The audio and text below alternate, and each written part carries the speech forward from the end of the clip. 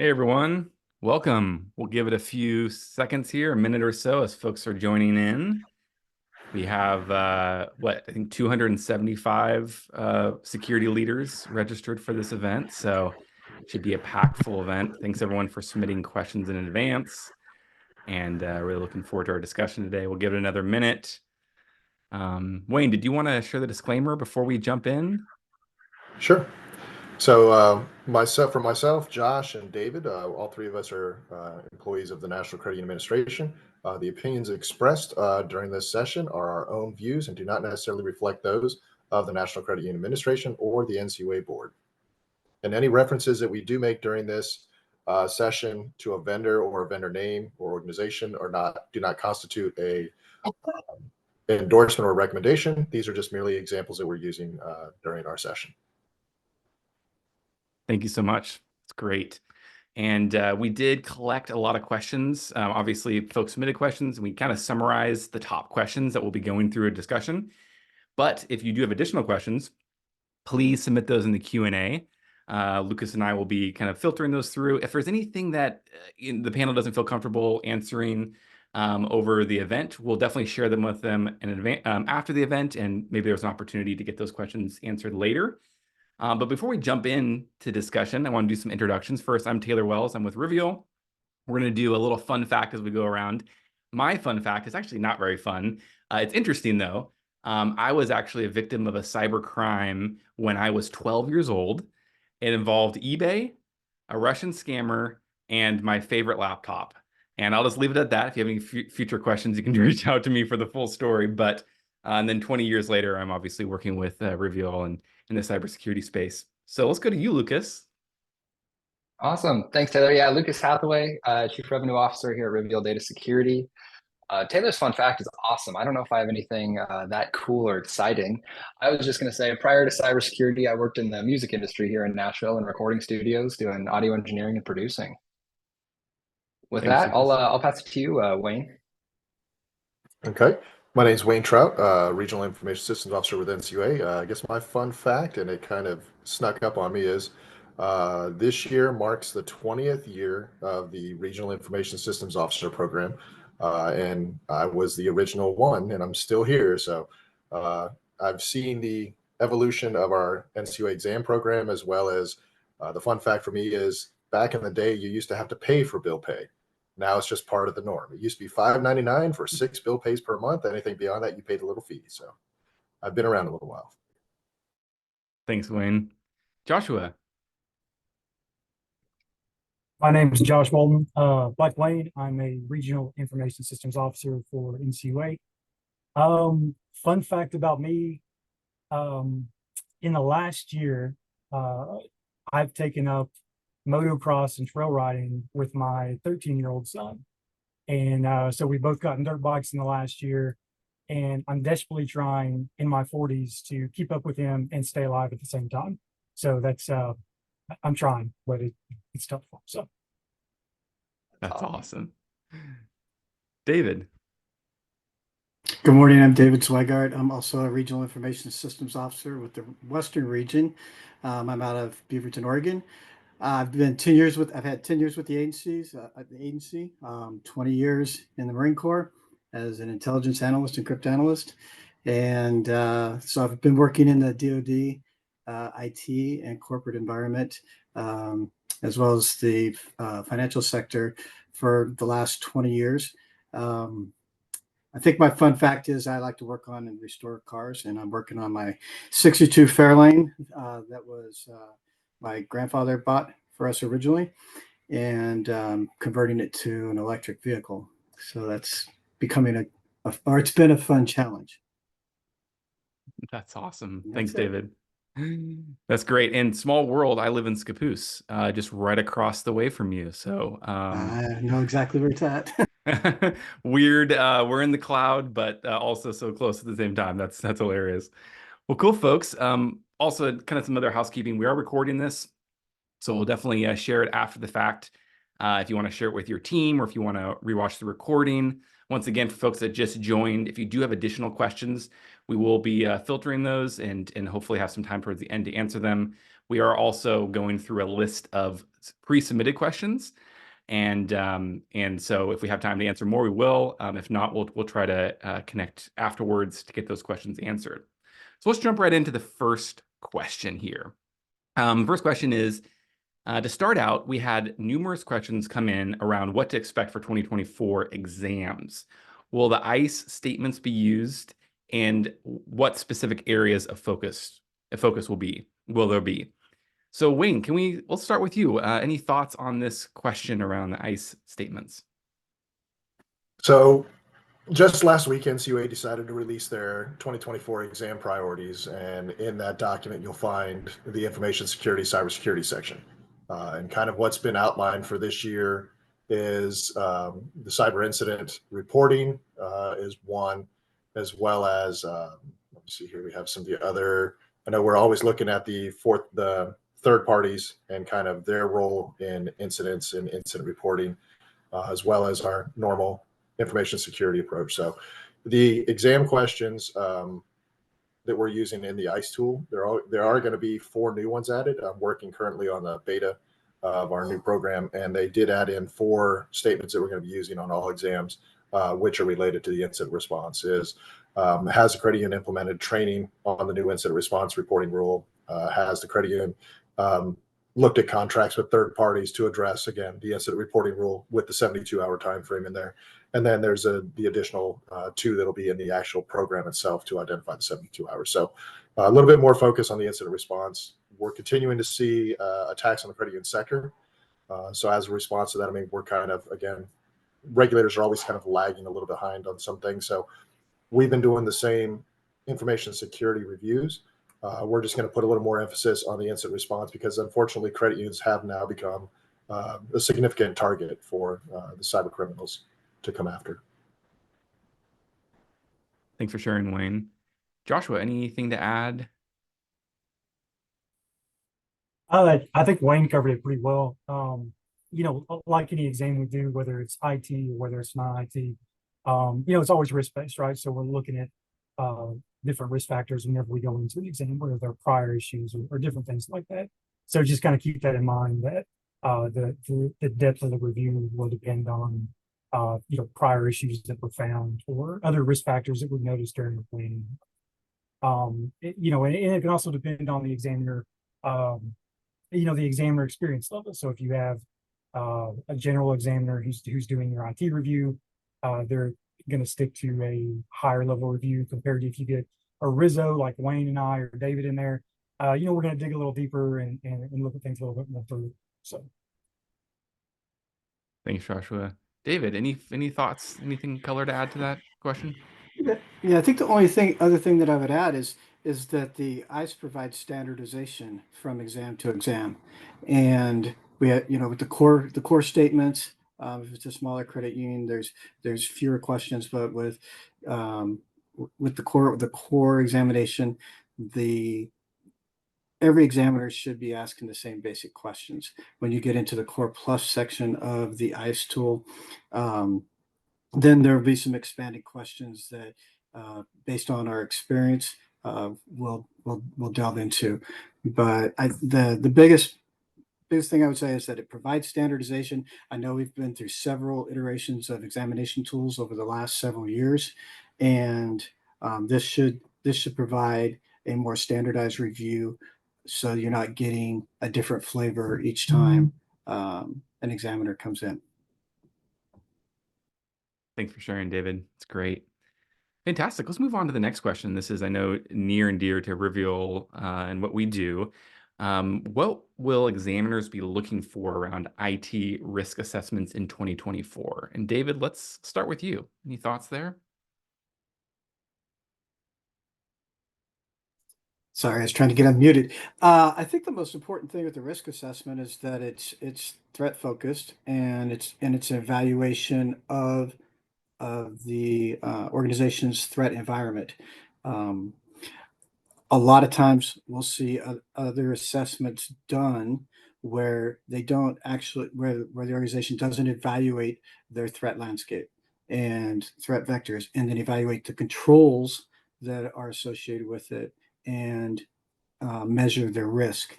And that's all that the regulation really requires is, but the most important part of a risk assessment is that it's a tool for the organization to use. It's not a regulatory checklist. It's not check the box, put it on the shelf, we're done.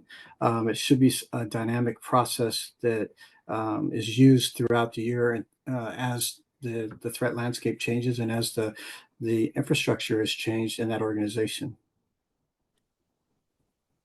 Thanks, David hit that right on the head.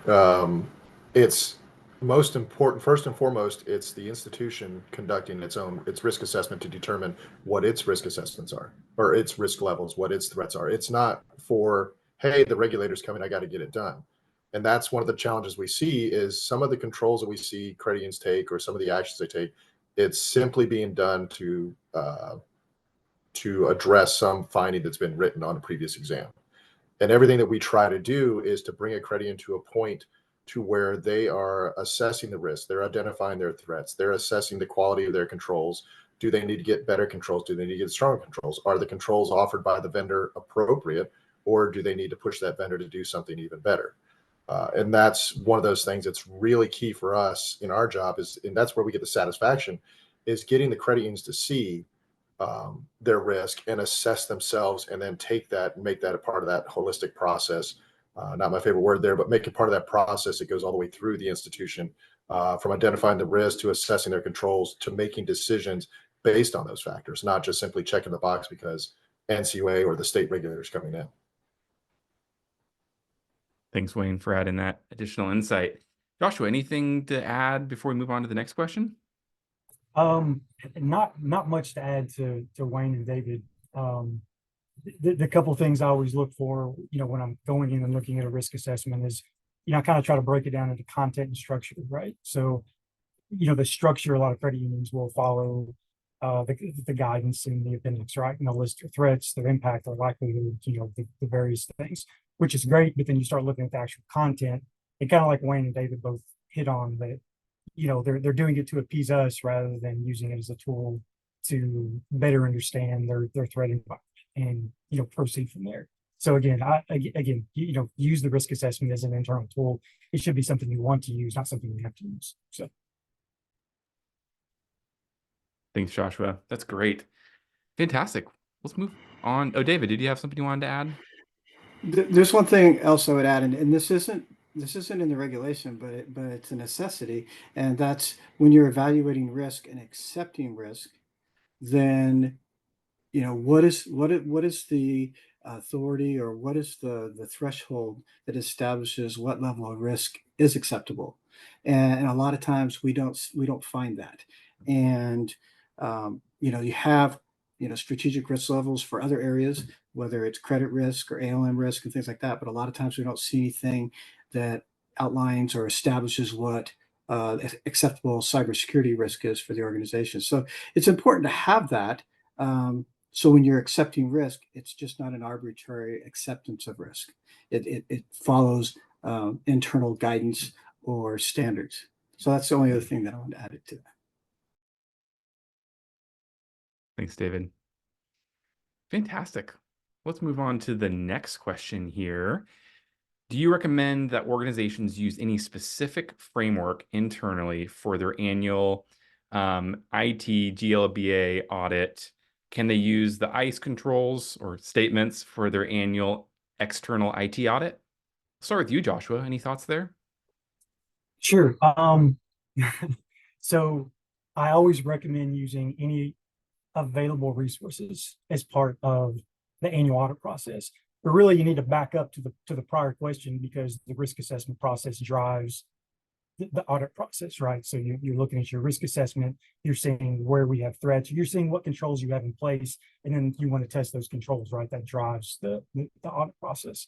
So yes, I would recommend using, and there's so many free resources, right? You have NIST frameworks, you have the NIST control frameworks, you have FFIC, CIS, all these different things that are available, ISO, COPE, you have all these different things that you can use, which is great. However, credit unions should not be using the ICE tool as a framework for their audit, right? So, I mean, again, that should be driven by the risk assessment, the controls identified in the risk assessment, and testing those controls. That's what drives your audit process. So I wouldn't recommend using ICE. Now, you can kind of include it maybe and be like, okay, well, maybe these are some controls we need to look at, maybe that are in ICE that maybe aren't, in some of the other frameworks of using. But I wouldn't just take the ICE and be like, hey, this is what we want to have tested, these specific controls. I would definitely use, another framework, or whether it's an internal assessment, an external assessment, however credit unions are getting it done. So, Wayne, any additional thoughts you'd like to add there? Yep. Josh kind of nailed it on the head. It's depending on that risk assessment, it's going to drive it. What I'd say, if you're looking for a standard, are you looking for a standard to deploy to guide your information security program? And then if so, then yeah, you probably are going to get an audit. So if you're doing a general controls audit, do you really want to do one based on PCI, or do you want to do one based on CIS? So what controls are you trying to implement in your organization, and matching that up to the types of audit that you can get on that line? If you're going to do PCI, if you're doing an assessment of your card services, yeah, you want an audit based on PCI. If you're going to do one based on Gramm-Leach-Bliley compliance, there are some audits out there that are focused on GLBA requirements. What does the regulation state? Is your Infosec program in line with the regulation? Do you have all the required content? Does your risk assessment address the 4 requirements like David mentioned? So there are some of those things that can be tied back to an NCUA or regulatory focus. But if you're really going for the security controls, then you're probably adopting some security standard, and that's what you're going to audit based on. Is how, if you're trying to meet the CIS small business part, or tier 1 or tier 2 of CIS, then that's what you're going to audit. Is what are your gaps? What are you trying to close on those gaps? And then, as opposed to, if you're smaller, you don't want to go for the biggest, a full NIST 853 that most of it may not apply to you. So you've really got to tailor it to that. For me, it's always been, there's a lot of different audits and assessments you can do. Which ones are most applicable to your organization? Which ones tie to your key controls that you've identified in your risk assessment, that you're not just throwing money away. I've seen a credit that was about to do a core conversion that was also about to do a full vulnerability and pen test. Why? Wait 3 months till you do your core conversion and everything has now been changed, and then come back and assess all the changes that were just implemented and get the better bang for the buck out of it. Don't just do it because policy says every June that we've got to do these audits. Wait until October after that core conversion and all the network changes to go and assess where you're at with a new one. So that's really where it comes down, is the credit union or the institution's got to decide the purpose of their audit, and then find the best audit to go to assess that factor or that control set that they're looking to do. Thanks, Wayne. Yeah. Lucas, go for it. Yeah, I was going to say we had a couple follow-up questions in the chat here, kind of around that topic. The first is, will the ICE statements and ASET tool be required or optional? So the I can jump ICE in and tool. you got it? Okay. Okay, go ahead, Dave. I was going to say No, the I was ICE tool is gonna going to say, be Wayne, the you ICE tool is got going it. to be the ICE tool is going to be the examination tool that we are currently using. The ASET is the self-assessment for the credit unions to use. They're welcome to use the ASET to self-assess themselves at any time. We do kind of come in, and one of the things we look for is an institution doing any type of self-assessment for cybersecurity. And that is one of the tools that they can use, is the ASET. They can also use some other vendor solutions. They can use NIST, CSF. Again, it's whatever standard they want to kind of adopt into. But the ICE is what we're going to use for our exam tool. And it sounds like you'd recommend they don't use that internally, the ICE statements, as kind of adopting their framework internally. Right. It's created to be an examination tool, not a security standard. Perfect. And then actually two other quick ones here that are kind of tied to the last few questions. I think it'd be good to hit now. One person, just in general, what framework would you recommend for credit unions? And it sounds like you kind of answered that already. It really depends. Anything else you'd elaborate on, or ones you've seen work well for credit unions?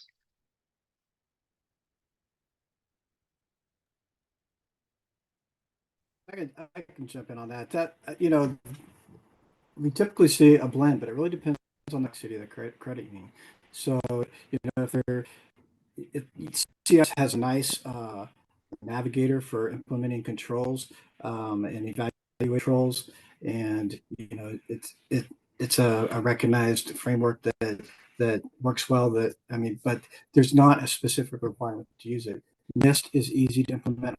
Also, as far as CSF, I think the important part is that you adopt a framework, but a framework makes managing the program a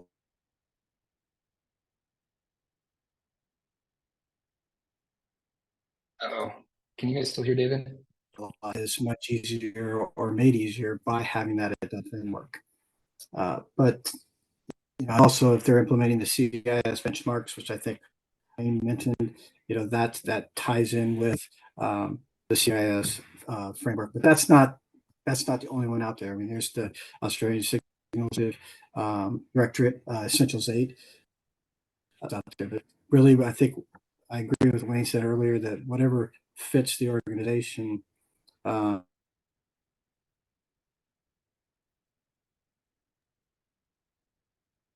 is most beneficial having a framework.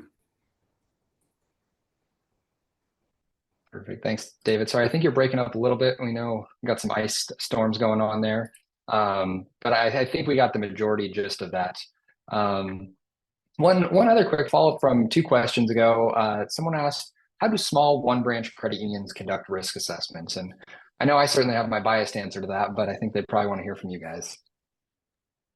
I'll jump in on this one. So we see this a lot, right? Because there's still a lot of small $10, $20 million credit unions, $50 million credit unions who don't have dedicated IT staff. They don't have a dedicated IT person. They have a CEO, CFO, and whatnot. So they pretty much have to farm most of their IT stuff out, right? So what I usually encourage, or what I usually try to do, is provide just basic samples of risk assessments out. So just kind of like, hey, these are assets, these are threats, and just try to help guide them through that process. If they can afford it, I try to help, steer them to not to a specific vendor, but be like, hey, if you can get help on this, or if your IT vendor, whoever can help on this, go that route too. You don't have to tackle this alone. It should be something that you're involved with, and you should understand, that you can't just, I've had smaller credit unions in the past and just be like, okay, well, the IT person handles it, or the IT vendor, and it's just out of their mind. And it's like, well, don't go that far. Get assistance, but you're still responsible. The board is still responsible for this. So usually that's how I approach it. Either, I'll try to assist a little bit, or I'll try to guide them towards, a local vendor or something that can help them out. Wayne, anything you'd like to add to that? Josh was right. Josh has been more with the smaller credit unions, and I've kind of been up with the bigger ones for a while. But when I used to help out, it was the same way. It was getting them to a point where they're meeting the basic regulatory requirements. So have they identified what they're trying to protect? Have they identified what their threats are, what their controls are, what their risk levels are? And then basically, when do they get to the end? Is if I had a threat of viruses and I've deployed and that risk is high, and I deploy an antivirus solution or anti-malware, and my risk comes down to a medium, and we accept that. That's what we're really trying to get. It doesn't have to be an elaborate ratio of high moderates, moderate lows, or numerical algorithms or anything on it. It can be a fairly simple risk assessment process in that small one branch operation. It's just identifying your operations as you are running them, what your controls are, and then assessing what you believe the risks are, and then having that conversation with the examiner when they come in. I've always told smaller credit unions, it's the same way, kind of taking it to something they might be more comfortable with, is lending. If you do a signature loan, there is a lot of inherent risk in an unsecured loan. What have they done to reduce that risk? They've done debt to income ratios, they've done credit reporting, they've done the amount of time that the member's been with the credit union, the amount of time they've been with their job. All of those things bring that risk down, but there's still a level of risk left that the person's going to default and walk away, and the credit union is going to have to eat it. What have they done? They've done all those mitigating controls, and ultimately they set it to a level that they accept. It's the same thing in the IT world. It's just, instead of a loan type, it's a technical type. It's a technical solution. It's a service that they're offering, and that's what they're trying to address and bring back in. So keeping it in that analogy of lending, they kind of tend to see the light bulb go off a little bit and go, oh, it's just, this is the risk from that product, and these are the controls that we can put in place that bring it to something that we accept. Thanks, Wayne. Lucas, what do you think? We should handle a couple more questions from the Q&A, or should we continue to go down our list? Let's continue with our list. One of the questions in the Q&A, I think we'll answer here in the next question or two, and then we can jump back to Q&A here shortly. Awesome. And I know David, I think, was having internet issues. Hopefully we'll get him back. It's always an adventure being in the cloud. So let's move on to the next question here. How does an organization determine if their credit union falls under the core or core plus requirements in NIS? Joshua, you want to start with that question? And that was in the ICE statements. Sorry. Oh, sorry. Sure. So, we talked a little bit about ICE earlier and how it's kind of a standardized, it's a standardized program. And so it's broken up into various core statements and core plus statements. The core statements are typically based on regulatory requirements that Ncua has found is, okay, well, these are things that, should be in place. These are the basic requirements that we're going to be looking for. Core plus is more based on industry guidance or best practices. So a lot of the core will basically tie back to regulation. Core plus ties to CIS, to NIST, FFIEC, to maybe some CIS things as well. But they are controls based around those statements that we have seen in industry that are like, oh yeah, these are best practices. Typically when we see core plus, those are more recommendations. Like when we see, oh, well, you're not doing something that's core plus, it may be a conversation that we're having or something, something like that, that we're like, oh, you guys should consider doing this, compared to like a core, which is more, okay, well, you guys need to do this. So yeah, I think that's pretty much it. As far as like the review that takes place, again, you may have a general examiner that only reviews the core statements. That's all that's required in ICE. But then you may get a RISO that comes in and says, oh, well, I'm going to look at things a little bit more in depth. So I'm going to look at core and then also look at some core plus as well. So. Thanks, Joshua. Wayne, any additional thoughts there? Yeah, so and Josh touched on perfect, and I just wanted to kind of highlight that for the smaller credit unions that are under 50 million, within the ICE tool, there's a separate program called Small Credit Union Exam Program, and it's a subset of the 16 areas that we look at. So there's 8 base statements, parent statements in the small credit union version. So you're going to get the 8, and it's going to be business continuity and the like, and it's more of a summary on Infosec controls. In the core, the Infosec controls or cybersecurity is broken out into more specific content, change management, access controls, and the like of that. Within, like Josh said, within the core questions or the core sections, there are expanded questions that we call the core plus. And it's up to our discretion if we want to expand into it or we feel there's a need.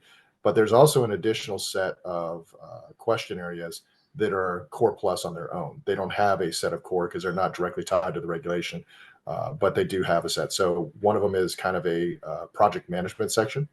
And if we come into there's another one on software development. So most credit unions aren't doing a lot of software development, but if we are assigned to an exam and we find out they do have a software development or a heavy, say, development with a specific vendor, core application or something, that's something that we need to look at. So we'll expand that section of the questions and go in and have those discussions and kind of have a little bit of, a guided process to review their software development. Or if they're about to do a core conversion, there's a set of questions in about core conversion planning, and we can kind of go in that. But for most, not everybody has wireless.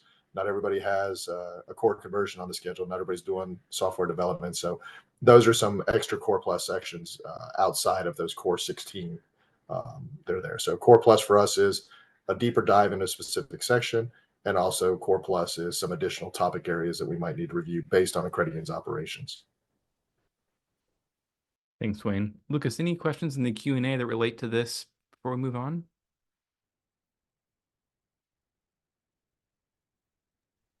I don't believe so. I think the next one about kind of size of credit unions here, we'll hit one more in the Q&A, and then I'll have a few follow-ups as well. Thanks, Lucas. Awesome. Let's move on to the next question. How do security and testing expectations change as a credit union grows? It seems that we have been tasked with more frequent and more extensive testing requirements once we pass to the 100 million mark. Wayne, would you like to start with that question? Sure. there's kind of an expectation that as a credit union grows in asset size, they're also going to be growing in complexity. You can tie that into potentially the number of branches that they add on, potentially the number of employees. All of those factors are going to increase that complexity. The number of services. $5 million credit union may not be offering all of the online banking services or all of the general branch services that a much larger institution is going to do. So there's going to be a different risk perspective in there. Having a larger footprint makes you a bigger target. So correspondingly, you've got to bring in more testing. Where you used to test once a year on a vulnerability assessment, now you're a bigger target. You're a more known target, a larger entity in an area, whether you hit 100 million. If you're in a small town and you're a $100 million credit union, you might be the biggest financial institution in the small town. At 500 million in the banking world, you're still pretty small. But again, if you're in a community bank area, you might be, again, one of the largest or a significant financial institution for that city or for that town.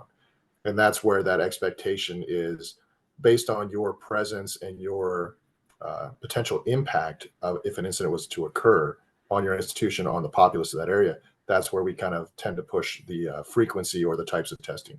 Some credit unions will simply get a pen test, an external pen test, and say, we're done. And it's like, well, great. But we all know the attack vectors now have moved on from the old days of banging on the firewall and trying to get in through some weakness, and moved into, hey, Lucas, do me a favor, click this link and see what your salary promotion is going to be for, or your promotion rate is going to be for this year. Now they've already bypassed that border security and they're inside. Having that internal vulnerability scan allows you to see if your network configuration, your internal access controls, do you have some rogue local admin accounts out on your machines that you've forgotten about that are going to be compromised? So some of us pushing the types of testing or the frequency of testing will kind of go in line with what we're seeing in the industry, what attacks are becoming more prevalent. Like we've already kind of touched on is third parties. We've seen some incidents in the last year or so where the third parties were attacked, and that resulted in the exposure of member data for the institution. So the institution was subject to having to do notifications because of a third party. So looking at those connections into that, how do you assess that security? How do you assess the security of your vendor? That all kind of ties in. So the frequency does go up, the types of testing goes up. And sadly, there is an expectation is once you're at a larger asset size, you also have a larger income. And therefore, those tests and assessments you could not afford before are now in that range where you can start to plan to have those in a financial budgetary aspect. I know David will probably chime in on this one. I will try. I'm still having some technical issues on my side, but the only thing that I'll add to that is that the review process will remain the same. There's just some expanded areas also that we can look at. So if the larger organization has DevOps, or there's been some type of movement or a change in how data is being managed and whether it's being pushed up to the cloud or if artificial intelligence has been added, those we'll look at the complexity of those technologies being added, and then looking at really the testing and the policies surrounding that. Has there been, are there good policies supporting these particular areas, such as, let's say, DevOps? Are you following the OWASP standards, or do you are APIs that are public facing, or are they just internally facing? And so we'll take a deeper look at those types of activities, but still that's within the review. It's just in the expanded portion. So there may be a little bit more of a deeper dive into the things like Wayne was talking about, based on the size and complexity of the credit union. Thanks, David. Go, Lucas. One kind of follow up in the Q&A here. It was kind of leads into our next question as well around organizations approaching and crossing that 10 billion mark. And then one of the follow-ups in the Q&A here is, how do you describe the difference between a ones exam versus an exam conducted with a less than 10 billion credit union? This defines the gap and helps us prepare for 10 billion. So sounds like a credit union is approaching 10 billion. How can they start to prepare for that, and what's different with that ones exam?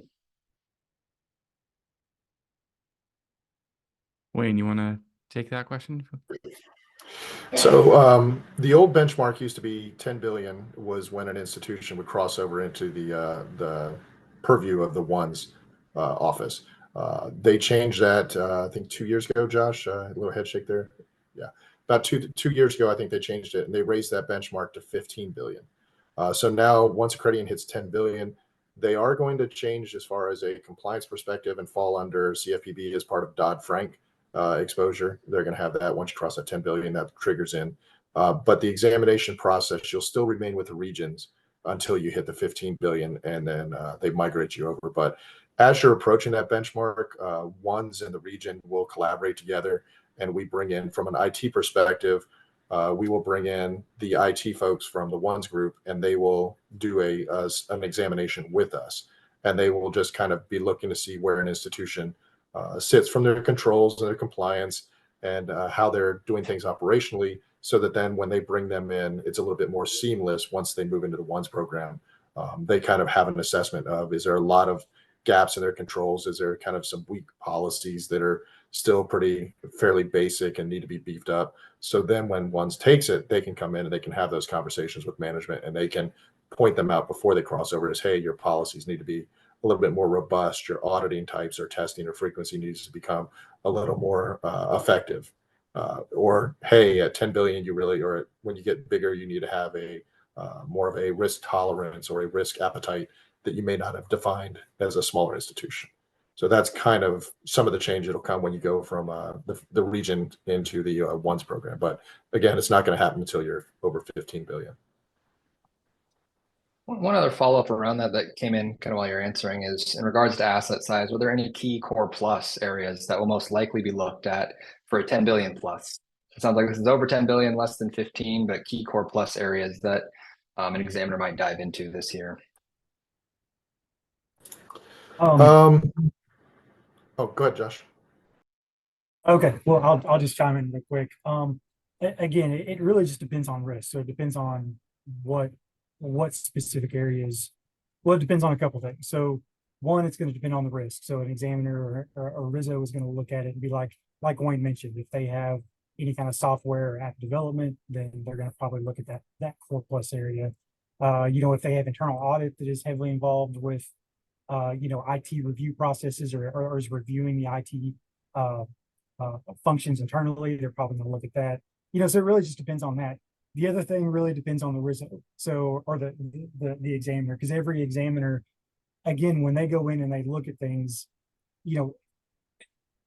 we kind of feel like certain things are more important based on personal experiences or based on what we've seen happen in the group that year, or maybe things that are going on with the industry. So we'll look at maybe various core plus areas depending on who you get. I know there are certain core plus areas, I might tend to look at that Wayne might not.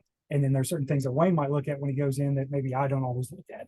So there is a little bit of variation there. Now they're all part of Core Plus, so we're not just going in and making up our own reviews, but we may just tend to focus on different things.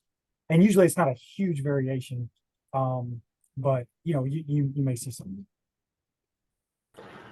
And a lot of that's going to depend on location of the credit union or the types of services. I mean, I've been into a $3 billion institution that had a very static online banking. It wasn't really an active one because of their closed membership with their sponsor. So even though they were 3 billion, their online services were very minimal. So therefore their risk footprint was minimal. Like Josh said, there's certain things that I go after. I've kind of pursued certifications in business continuity. So with our region being the Southeast, we have basically a large portion of the hurricane zone. So when I get credit unions in Miami or a credit union in Houston or New Orleans or something, there is a little bit of a deeper dive that will occur on an institution because of that higher level of threat. With David's case, I mean, kind of on the West Coast with the earthquakes and some of the fires and stuff that go on. So asset size is one indicator. Locality is another indicator that might drive it. I did have a $2 billion institution that had really gone very embraced into the cloud environment, infrastructure as a service and so forth. That will spin our exam focus, and we may have to bring in some of those core plus questions to get a little bit deeper into the weeds on those topics because they've gone outsourced and we're getting some additional information. So whether somebody, again, not endorsing or recommending, but if somebody's using an AWS service, there's a different set of controls and security and change management that takes place that aren't going to be covered in our basic core questions when it's an internal. So we kind of have to expand our scope a little bit and go a little bit deeper down a couple of those different areas. Awesome. So it sounds like a lot of the core plus is where the risk-based piece comes in, and based on their complexity, based on what they have, that's how you guys kind of pick and choose where to go deeper. Yeah, and then David nailed it earlier, is that the core is matching it up with the regulatory compliance. So we wanted to build out, and like I think Josh said it too, is it's a repeatable process. It's going to be done by every examiner is going to do the core. That's our minimum standard. We have to do that. And that's for us to get to that regulator aspect of, are you in compliance with Grant Leach Bliley? And by doing those 16 questions or those 8, the small ones, we can assess that. Going beyond it goes into that risk focused aspect of, you present a higher risk in this category or that. If you compared it to ACID, it was like in the 5 domains. An institution doesn't necessarily have to have the strongest policies and procedures if they meet the minimum. But if they're doing more outsourced servicing, then their domain 4 is probably going to be a higher level of maturity. They're going to be approaching that evolving or intermediate or maybe even an advanced level, where the credit union that's doing everything on their own in-house isn't going to need to have as robust of a third-party vendor management type program. So that's kind of how we run with the ICE tool, is that core is the repeatable minimum compliance standards, and then the other parts of the risk focus based on services, location, or potentially even previous issues identified on an examination. Awesome. Anything else, Here, Lucas? yeah, we got lots of questions coming in. So this is going great. Do you think incident response plans should be structured similarly to risk assessments, meaning they should be updated and modified in response to changes in the threat or risk landscape? How does the NCUA view using third-party tools to accomplish this kind of work? I'll jump in first. Unless David, I don't know if David, it looks like he's on the call, but I don't know if he's still there. Anyways, yeah, I don't have any issues with credit unions using third parties to help manage incident response. It doesn't matter to me as long as it's managed and managed right. That's what we're kind of looking for. And as far as, yes, I believe it should be kind of like a risk assessment, because again, the threat landscape is constantly changing. Things kind of tend to stay the same, but then there's always new things developing, always new attacks, new ways for things to happen. So I would encourage credit unions to use or to update their incident response similar to the risk assessment, where it's more of a living document where they can kind of keep that up to date with the current threat landscape, because things change so quickly from year to year. Anything else, Wayne? With that, I think, Wayne, maybe if you want to take we can add on to that, as I know we're slowly running out of time here. But with the new incident reporting rule, kind of jumping to that, as far as how credit unions can prepare for that, what they should be changing as far as their incident response process to comply with that new rule. So on that new rule, the core thing is the notification in 72 hours. That's from the time that an institution believes that an incident occurred or when they become aware of it. So I'll kind of go back to my theme of some of the third parties being the cause of need for notification. Once that third party notifies you, so hey, Lucas, hey, we are your downstream provider of e-banking, and we noticed that there was an unauthorized access in the system, and during this period of time you had 107 people that accessed and may have been exposed. You've now been notified. You've got 72 hours to notify the NCUA of that incident. Even though that's still an ongoing investigation, the notification process isn't asking for the soup to nuts of the entire incident, what everything you've done. They're just asking for that notification. And some of the other speaking engagements I've done with this, it's really kind of moving towards that combined CISA. Is right now they're trying to get all the different regulators of all the entities to provide a ground up notification, so that if your institution got hit by a ransomware, and this institution got hit, but when we find out that it's 112 institutions were all hit on Friday night between midnight and 2 a.m. or something, that's a bigger national type security. It's not just a small one-off regulator type thing. So that's the big thing with the reporting. So on the institution side, it's making sure that the staff are aware and they're trained to and they understand what the requirements are of that reporting in that 72-hour. Also, still remembering that even if a third party notifies the regional office or notifies NCUA, the institution is still responsible for notifying as well. The thing that we've kind of put out is when in doubt, report it. If you think that your third party reported it, still report it on your behalf, because we're looking for it on yours. And some of the instances that occurred last year, we are aware of underreporting, because the vendor said they had, say, 50 clients and only 27 actually reported. So that's 23 that assumed that the vendor did the reporting and they didn't necessarily follow up. So that's some of the stuff we're trying to do. And in the supervisory priorities, what they outlined was updating the response plans, reviewing your third-party contracts to ensure how your third parties and yourself are going to do that notification and of each other, as well as notification of NCUA, the training of employees, and then monitoring and documenting the incidents, basically how you identified them, how you responded, the corrective and remediation action that you've taken, and then ultimately what kind of results came out of that. But that's kind of those 4 high points that are called out in that supervisory priorities. Awesome. And then a follow-up question, maybe for you on this one, Josh, that just came in around that is, do you see a difference between the governance incident response plan and the incident response workbooks or run books?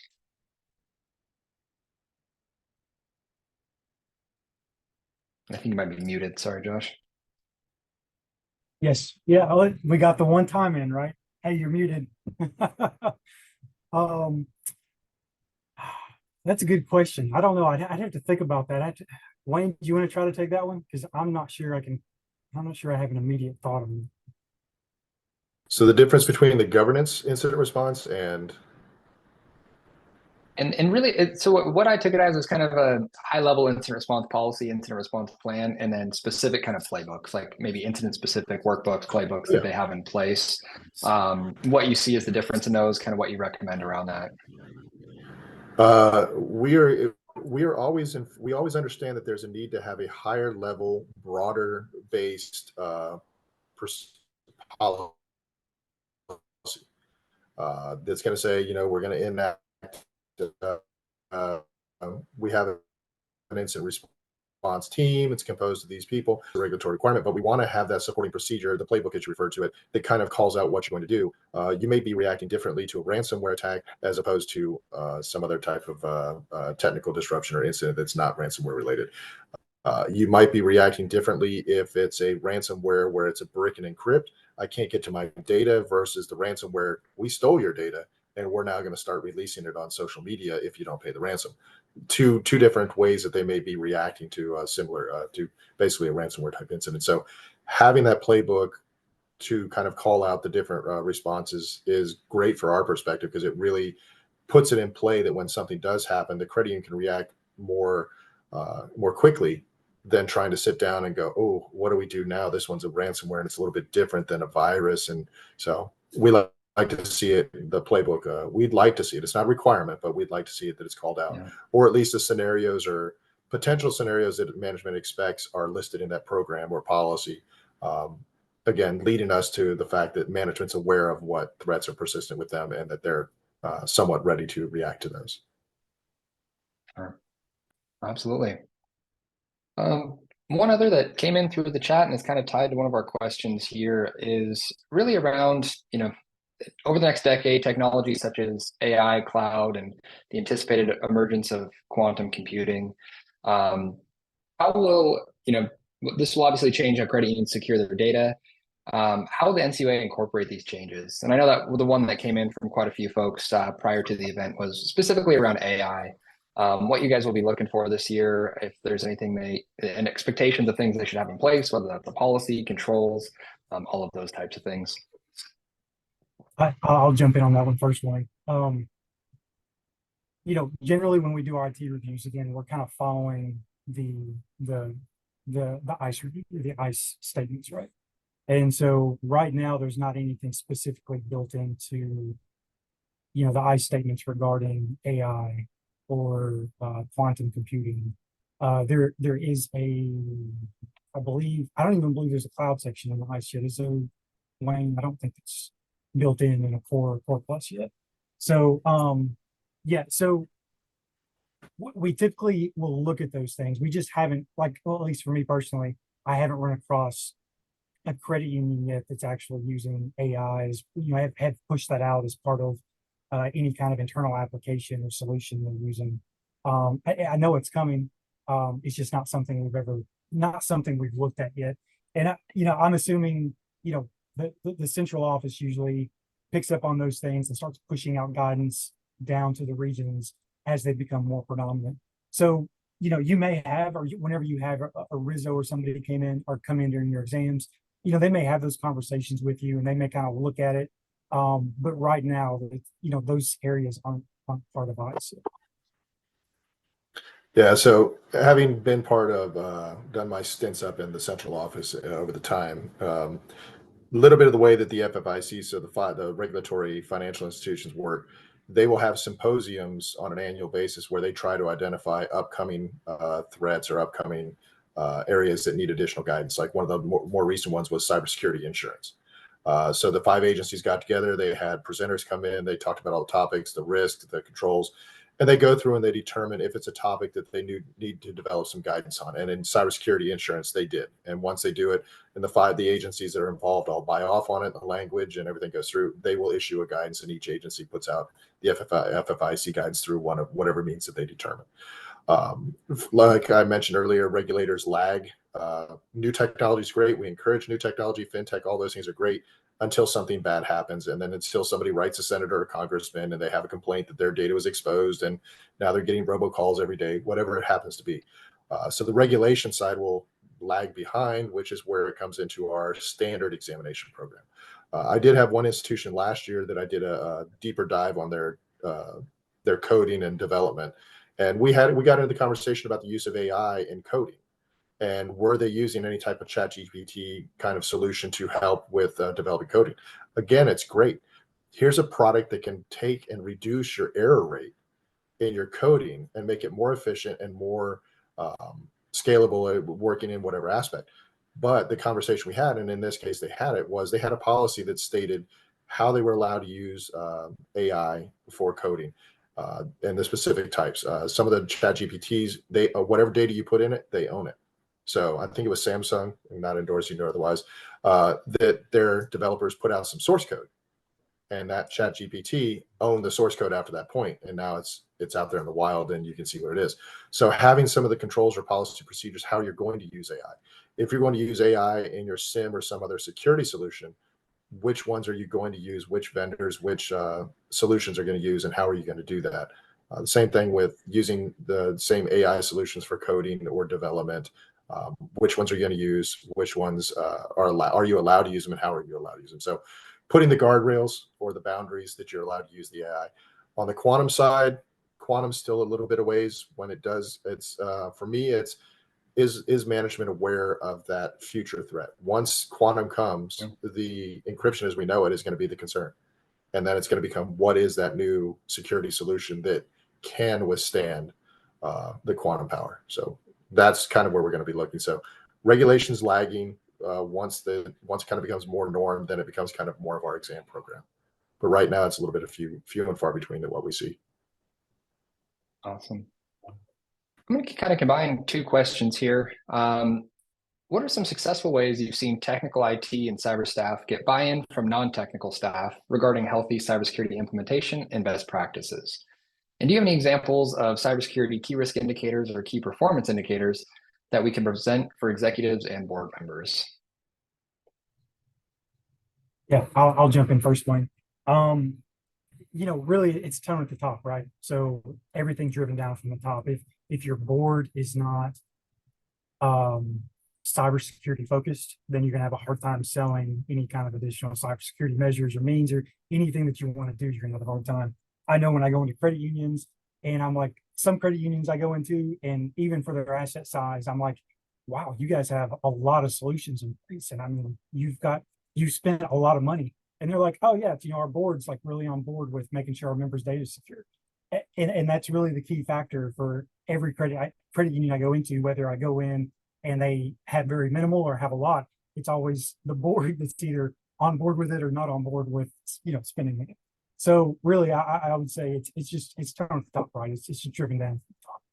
And as far as like KRIs, KPIs, I don't see that very often. Like when you get over 4 or 5, 6 billion in asset size, you might start seeing a little more. But below that, I don't see it a lot. When I do see it, employee, like information security employee testing. So I see metrics to like how many clicks are happening versus quarter over quarter, maybe incident reporting, help desk ticket resolution, which is not really cybersecurity, but it's more, I see stuff like that. But maybe Wayne, maybe you've been around longer, so maybe you've seen more KPIs, KRIs than I have. So I'll turn it over. Yeah, I think Josh nailed it right there. Is for most of the institutions we hit, we're below that 10 billion threshold. The KPIs and the metrics are less utilized. I would say the institutions over 10 billion, they've kind of gone to the third-party resource. They've got that vendor solution. They've got more data. They've got more IT staff, so they can get more data in to get more useful information back on it. So just what we see on a kind of common exams, we aren't seeing too much on the KPI side. But Josh really laid it out, is that setting the tone at the top is a key and important thing to have. Is management has to own it. Even if it's outsourced, management has to own it. Yeah. No, absolutely. Well, we have about 4 minutes left. Maybe you have time for one more with a quick answer here. I know a final question that came in a bunch is around third and fourth party management, vendor management. What do you guys recommend for that? And specifically, I know the third party one's been a big deal for a while now, but those fourth party vendors, what credit unions can do to prepare or mitigate some of that risk? On the fourth party side, you really have no legal right to get any type of documentation because that's your vendor's vendor. So you can ask them, but they're just going to say, who are you and what are you trying to get? So that makes it really tough to get that information. The way we kind of approach it is, if you have concerns about, say, offshore coding or something like that, what does your contract say? Does your contract prohibit your vendor from using offshore coders or offshore security? Is your data restricted to US-based data centers? That kind of thing in there. But if there's a concern, you need to put the emphasis in assessing the vendor due diligence program of your vendor. What kind of legal reviews are they doing? What kind of oversight are they doing? The same thing that you do to them, are they doing a similar or even better job than what you're doing on their third parties? And that's probably the best you can do on a comfort. And just real quick, Lucas, there was a question I saw in the chat about finding. So if we can make sure we hit that one, common finding. Yes, I was going to ask. I didn't know if you guys had data on this or not. Oh, yeah. Was there one common IT-related finding that Ncua RISOs issued this last year? The two most frequent ones that we do, and they're kind of at a broader, is annual reporting to the board of directors. And then the other one is related to risk assessments.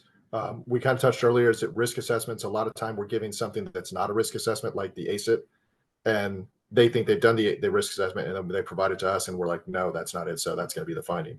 Yeah. Or it's missing some of the key factors that are needed in the risk assessment format. The other one is the annual reporting to the board. A lot of times there's just components that are missing out of it is updating them on the risk assessment, updating on incidents, reviewing the information security program. And there will be hits and misses on it. Some credit unions will do bits and pieces over, say, a quarter. Each quarter they do like a little piece and a little piece.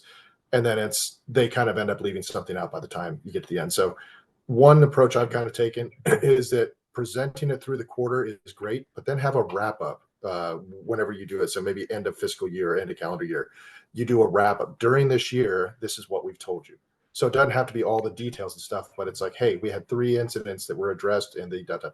We had we onboarded 17 new vendors. We had no changes to the Infosec program. We had 17 audits conducted, and just kind of give them the recap. That way, you've gone through and hit all those components. So those are kind of two. Do you have anything different on that one, Josh? Any top finding we've done? I know those are usually the normal two.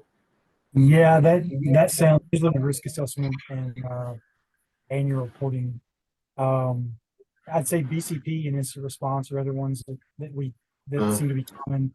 Access controls as well seems to be on the control side. That seems to be a common Yep. things around access controls, but yeah. On the BCP side, the deficiency is usually in the business impact analysis, where the institution hasn't defined their critical systems, they haven't assigned their allowable downtimes and the recovery time objectives. Those are those key things that are there, because if you have a plan without a business impact analysis, it's really not, you don't have BCP. You haven't identified critical systems. You haven't identified how fast you need to have them back up and operational. And if you haven't identified that, what is the rest of the plan supporting? And then if you're testing, you're ideally testing that you can meet those business continuity benchmarks in your BIA. You can have your core up in 4 hours. You can have your SAN up in 37 minutes, or whatever time frames you have. So defining those things in the business continuity is a key. And it's just usually we'll kind of get bits and pieces of programs that are missing or very rudimentary. Awesome. Well, guys, we are right at the top of the hour. Wayne, Josh, David, if you're still there, thank you guys so much. We can't thank you enough. I know how beneficial this is to the credit unions. And everyone who joined, thank you. We have lots of questions we didn't get a chance to answer, so we will be following up. We will be sending out a recording of this, so if there's parts you missed, you can rewatch it.